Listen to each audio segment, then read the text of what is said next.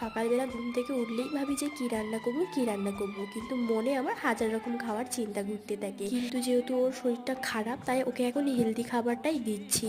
আজকে সকাল যেরকম বানিয়েছিলাম উপমা ওই সবজি দিয়ে, আর তারপর ওকে কিছু ফল দিয়ে দিয়েছিলাম, যেহেতু ডক্টর ওকে বলেছে ফলটা বেশি করে খেতে। আর আজকে দুপুরবেলা পাতলা করে একদম ঝোল ভাত করেছিলাম, ওই বেশ কিছু সবজি দিয়েছিলাম আর তার সাথে মাছ। দুবেলা খাওয়া দাওয়ার পর ওকে কেটে দিয়েছিলাম কিউই আর তার সাথে পেঁপে। সন্ধ্যেবেলাতে একটা ডিম সিদ্ধ দিয়েছিলাম, আর এইদিকে আমার জন্য একটু ডিম টোস্ট বানাচ্ছিলাম। ও এখান থেকে কিছুটা খাবে, দুবেলায় কিন্তু আমি ডিম সিদ্ধ করে দিই। আর আজকে রাতের ডিনারে ছিল পাতলা পাতলা এরকম সবজি দিয়ে খিচুড়ি, এতে কিন্তু খুব ভালো হয়েছিল। আর জানো তো, তারপর রাত্রেবেলা ওকে যেহেতু একটা প্রোটিন পাউডার দিয়েছে, তো সেটাই ওকে একটু দুধের সাথে গুলিয়ে দিই। 3 চামচ দিতে বলেছে, 3 চামচ মিশিয়ে ওকে দিয়ে দিই। আর জানো তো বন্ধুরা, আমাদের বিয়ে 3 বছর হতে যায় আর 1 মাস হলে। এই 3 বছরেতে আমরা কি পেলাম না সেটা মনে করলেও কোনো যায় আসে না, কিন্তু এই 3 বছরে আমরা একসাথে আছি ভালোবাসায়, এটাই কিন্তু অনেক।